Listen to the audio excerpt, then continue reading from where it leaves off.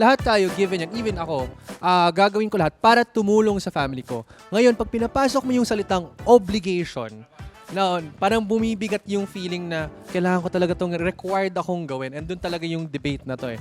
Are we required? Ako din, no. I don't think children are required or are responsible for their parents. Yeah, whatever aspect, financial or what.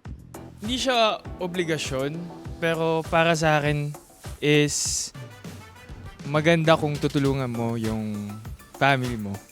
Hindi dapat ganun eh. Kasi tayo din yung mahihirapan. It should be a fair share. Kung tayo ay breadwinner, huwag tayong mag-rely lang sa breadwinner sa family. Kumbaga magtulungan. Kasi at the end of the day, kung family talaga tayo, we have each other's back. May parang gray area doon na parang may pwede mong ibalanse na di naman talaga obligasyon pero it's nice nga to give back. Uy, anak kita, pinalaki kita, akin na lahat ng pera mo. No, mali yun. Parang, oy, lakas mo na kumita ngayon ah. Oh, mag-ambag ka naman dito sa bahay.